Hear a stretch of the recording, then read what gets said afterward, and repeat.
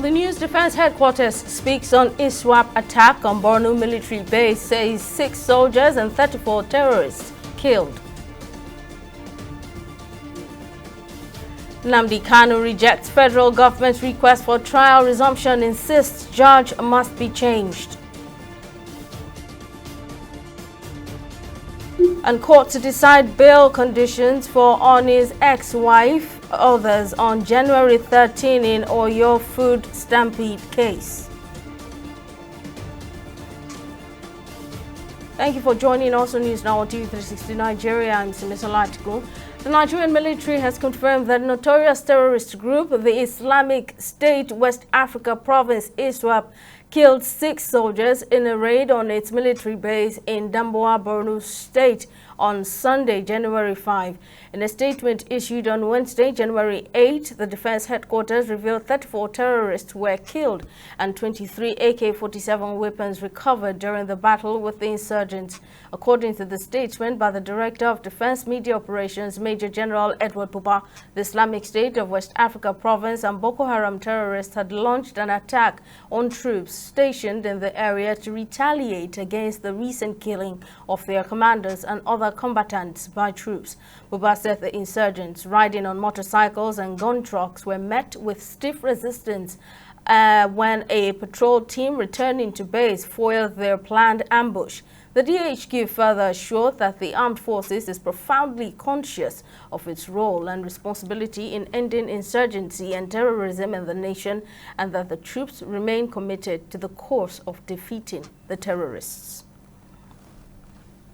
In its unwavering commitment to end cybercrime in the country, the Nigerian Police Cybercrime Center has dismantled 5,049 malicious domains and networks and major cybercrime syndicates operating within and beyond Nigeria's borders in 2024. Operatives of the center, operationally referred to as a cyberhawks, were said to have also arrested and prosecuted over 751 suspects for cybercrime threats. The center also secured 14 convictions and recovered 8.821 billion naira, $115,237 and $84,000, which have been restituted to the victims.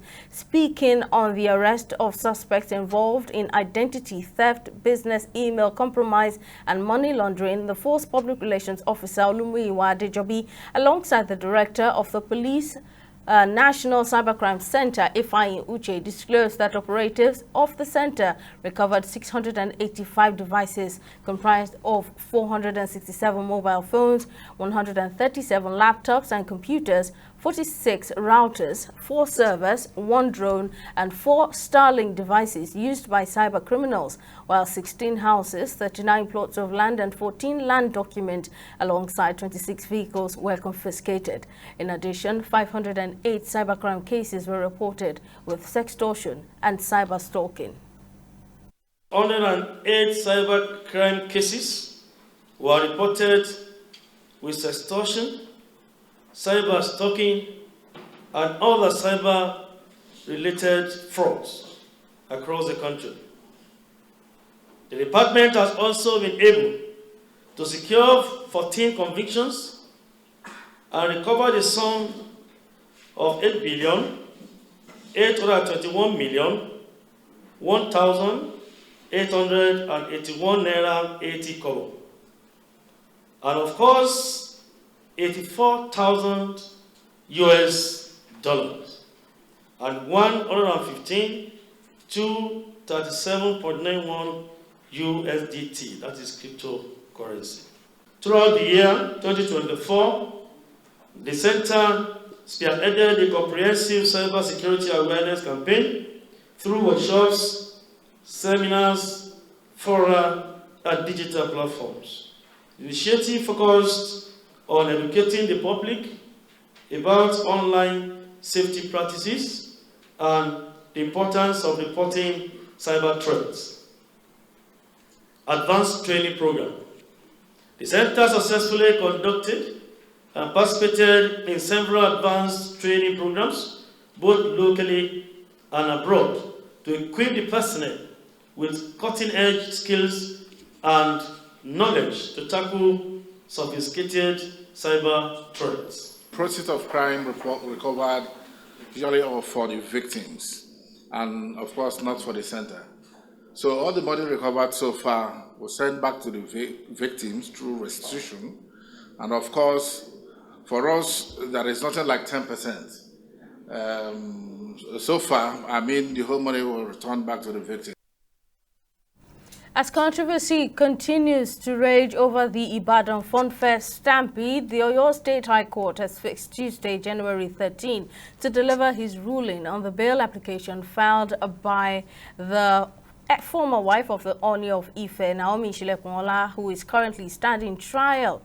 The stampede occurred during a Christmas fun fair at the Islamic High School, Bashorun, in December 2024, where over 35 children lost their lives. The former queen will stand trial with the proprietor of Agidigbo FM, an Ibadan-based radio station, Uriyomi Hamzat, and the principal of the Islamic High School, Bashorun, Ibadan, Abdullahi Fasasi. The accused were arraigned by a magistrate court sitting in Iyagonku on 4 accounts of conspiracy, acceleration of death, negligent acts causing harm, and failure to provide adequate security and medical facilities. Justice Kamorudin Olawoyin, who made the pronouncement after hearing from the counsels for the 3 suspects, fixed a date for the hearing. The suspects are currently being remanded at the Nigerian Correctional Center, Agodi. In a related development, the leader of the proscribed indigenous people of Biafra, IPOB Nnamdi Kanu, has opposed the federal government's request for the resumption of his trial. Kanu's lead counsel and lawyer Ejimako made this known in a statement on his X handle on Tuesday. According to him, his client had rejected the federal government's bid to reopen the trial and insisted that the trial judge, Justice Binta Nyako, must recuse herself from the case. Back in September 2024, Justice Nyako had agreed to recuse herself and forwarded the case file to the Chief Judge of the Federal High Court for reassignment. Kanu's lawyer Ejimako argued that Justice Nyako's decision to recuse herself was still valid and binding. Kanu, who is being prosecuted on 7 counts of alleged treasonable felony and terrorism, has pledged not guilty to all charges. And the Borno State government has officially banned street hawking within the city, sparking widespread concern among vendors who now face the challenge of sustaining their livelihoods.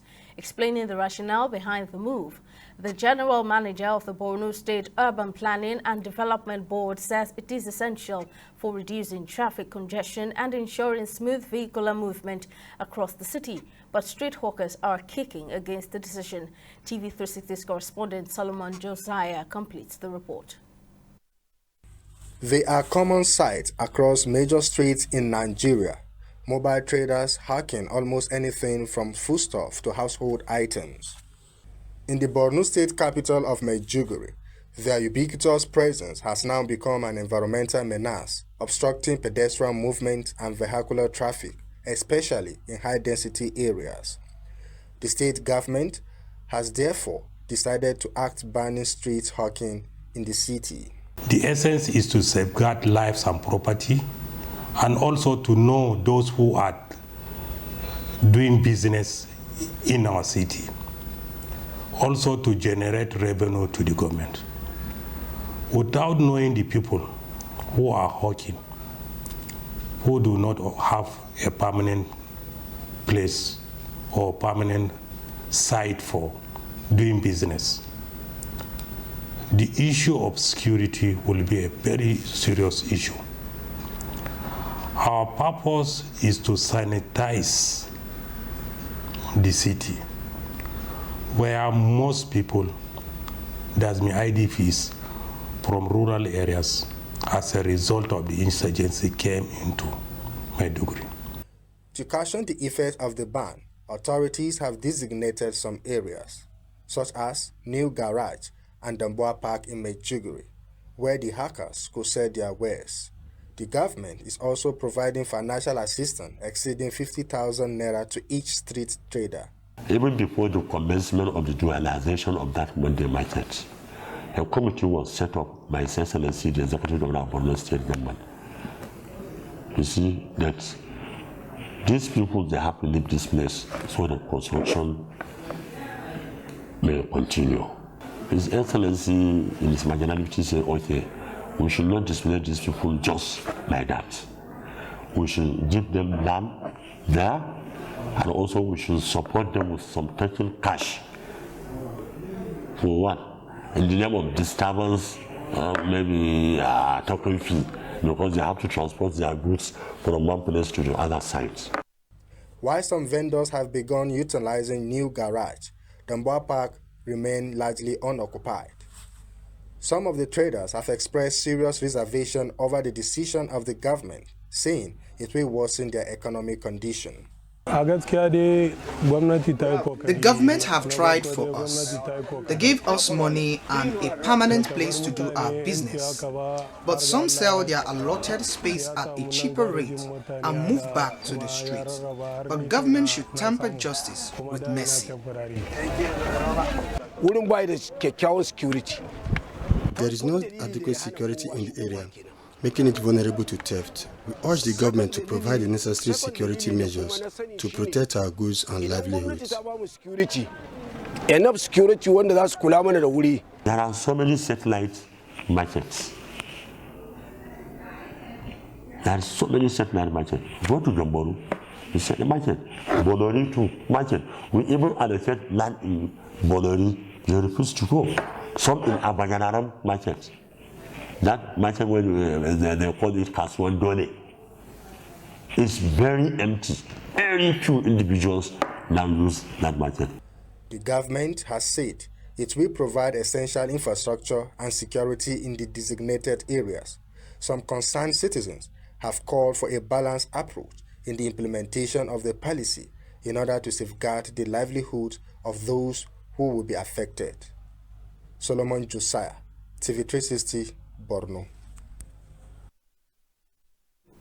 We'll take a short break now. Coming up on the news, World Health Organization refutes claims, says no emergency declared over respiratory viruses in China. There are details when News Now returns.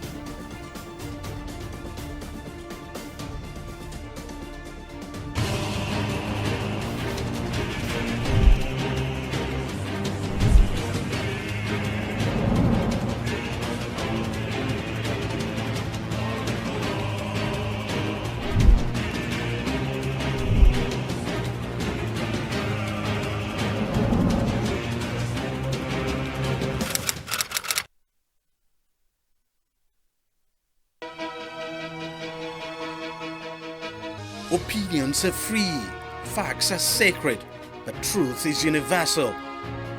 How, in practical terms, can we, for instance, de-escalate the tension? When you go into public office, you must be ready to answer to the people. We know where the enemy is. 3 places. The Lake Chad Basin, the border area between Nigeria and Cameroon, and then the Sambisa Forest. On Digi360, we give you a complete dose of everything. Opinion, facts, and undiluted truth. I hardly believe what politicians are saying in this part of the world. A new Nigeria is possible, a future is possible. We delve into the issues, dissect it so that you can understand it, use it to take action. I don't think there's any need for any governor to look for grant for ranching. Digi360, dissecting the issues.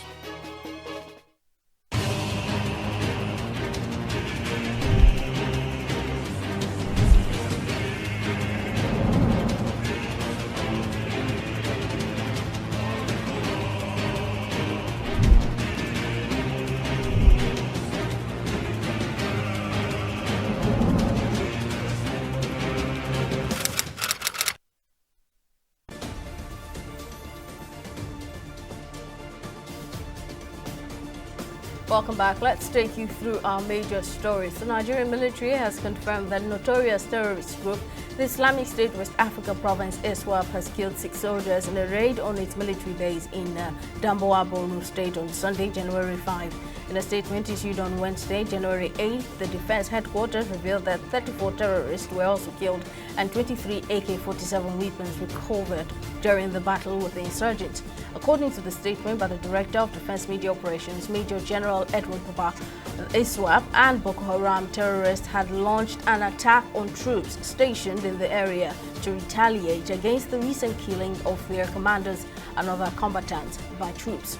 We also informed you that the Oyo State High Court has fixed Tuesday, January 13 to deliver his ruling on the bail application filed by the former wife of the Oni of Ife, Naomi Shilekunwola, who is currently standing trial over the stampede which occurred during a Christmas fun fair at the Islamic High School, Bashorun, in December 2024, where over 35 children lost their lives. Naomi will stand trial with the proprietor of Agidigbo FM and Ibadan-based radio station, Oriyomi Hamzat, and the principal of the Islamic High School, Bashorun, Ibadan, Abdullahi Fasasi.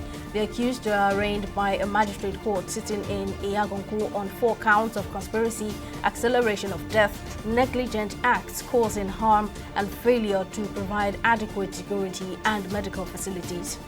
Now, in case you missed any of our news bulletins or for more updates, you can catch us on Limex World TV and AVO TV, or log on to our website on www.tv360nigeria.com. You can also follow us on our social media platforms on Twitter, Instagram, and YouTube at TV360 Nigeria, or download our mobile app on Google Play Store, Huawei App Gallery, and Apple Store. On Facebook, we're at TV360 Online.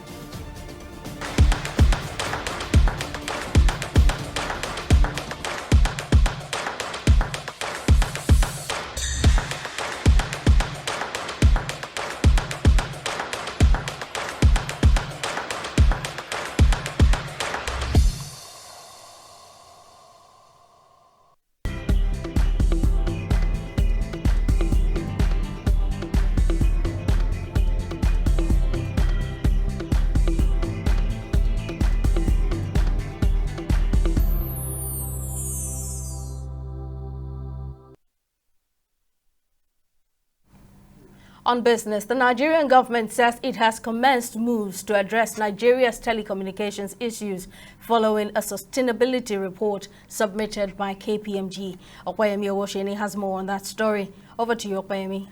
Thank you, Simisola. Well, the Nigerian government has said it is now working to address issues threatening the sustainability of the country's telecom sector to ensure the availability of connectivity for all Nigerians.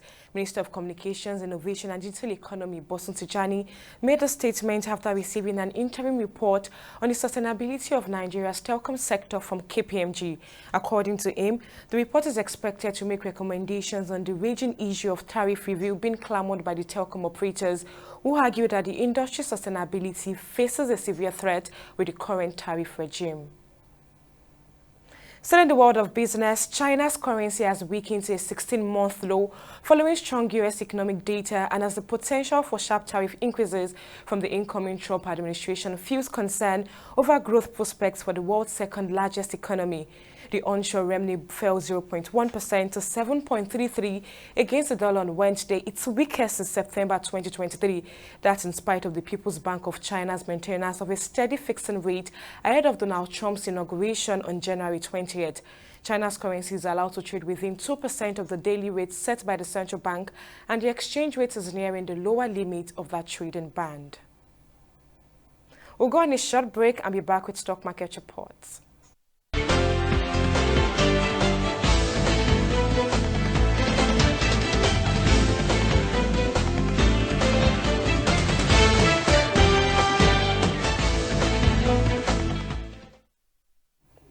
Welcome back. The Nigerian exchange bounced back on Wednesday, shaking off its recent slope with a 0.8% gain, giving traders a little something to smile about after the previous day's dip. The market capitalization stood at 63 trillion naira. Now on Wednesday, we see 126 NGX-listed stocks were in the spotlight, with 27 finishing in the green and 28 in the red. MTN Nigeria led the pack, jumping 10% to close at 220 naira per kobo share, while Transcorp Nigeria also made a notable showing. Today's trading session on the Nigerian Stock Exchange saw a total of 639 million shares, changing hands across 13,550 transactions with a market value of over 20 billion naira. Now, when stacked against Tuesday's performance, that's January 7th, today's figure reviewed a 43% drop in the volume, a 40% boost in turnover, and an 18% decline in the number of transactions.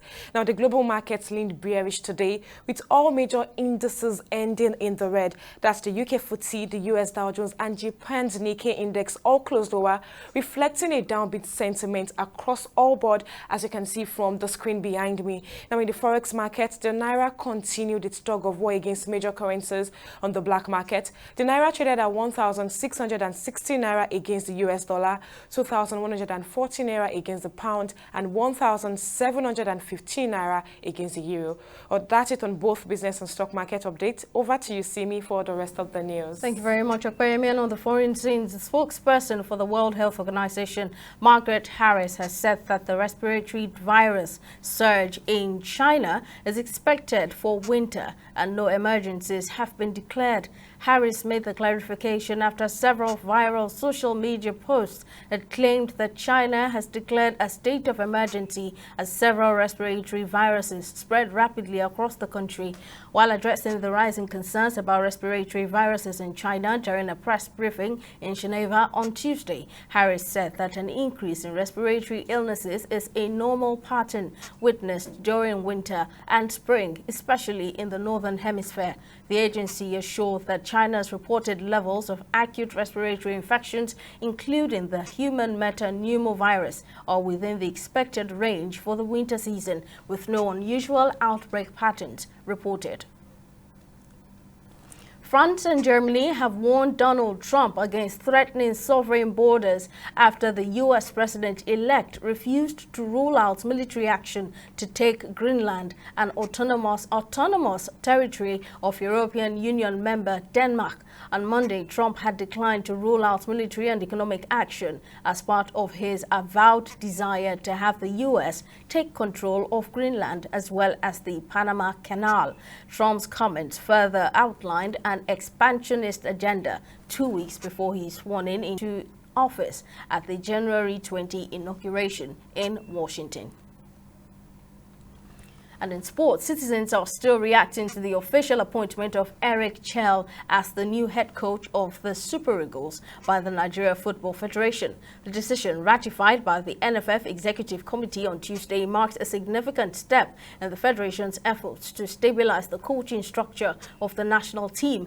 According to the official statement, Chelle's appointment followed a recommendation from the NFF's Technical and Development Subcommittee, which met in Abuja on January 2 to deliberate on the national team's coaching future. Well, let's get more reactions from veteran sports analyst John Nkamiang. It's a pleasure having you on the news, sir. Let's get right into it. Do you think that Eric Chelle has what it takes to meet the target set for him, which is to qualify the Super Eagles for the 2026 World Cup?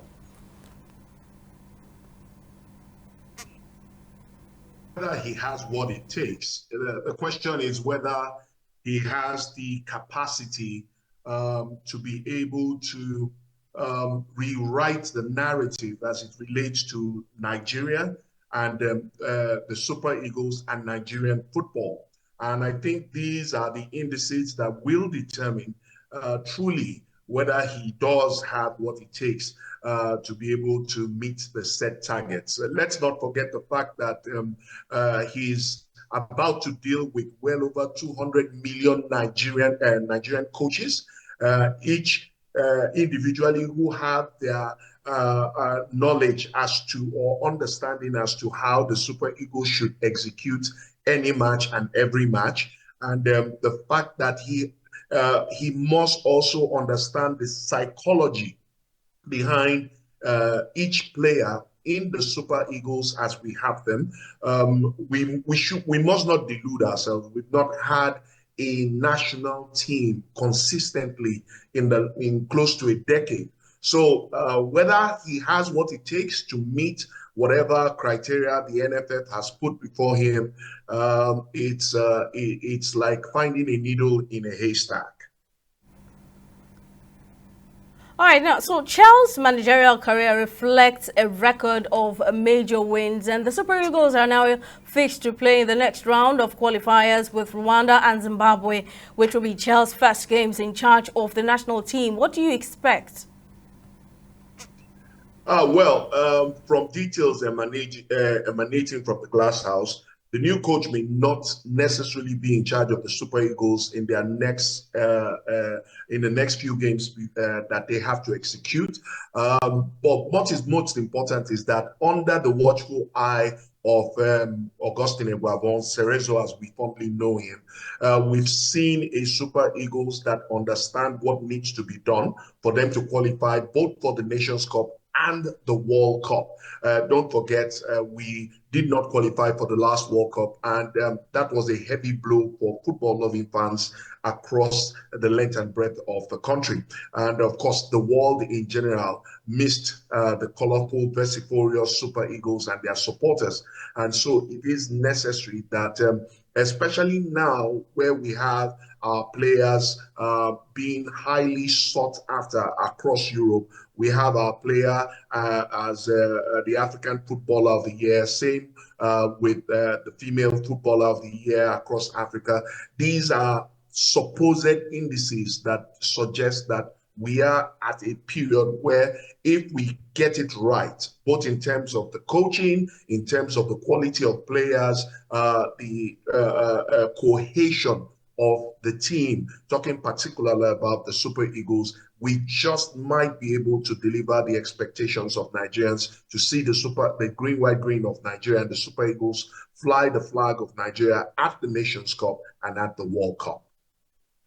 Nigerians are eager to see Eric's performance in the days ahead. Sports analyst John Nkamiang, thank you very much for your time, sir. Still on sport, former Chelsea manager Graham Potter is set to return to the Premier League over 18 months after his departure from Stamford Bridge. There have been positive talks between Potter and West Ham, with optimism on both sides that a deal will be struck imminently. According to reports, Potter has agreed terms to take over at West Ham United, despite Jalep Lopetegui still being in place at the London Stadium. The Hammers have won a race with Everton to secure the services of the high-rated manager, who also has experience coaching Swansea in the Premier League. Well, that's it on News Now. Thank you very much for watching. We'll see you again next time. Bye for now.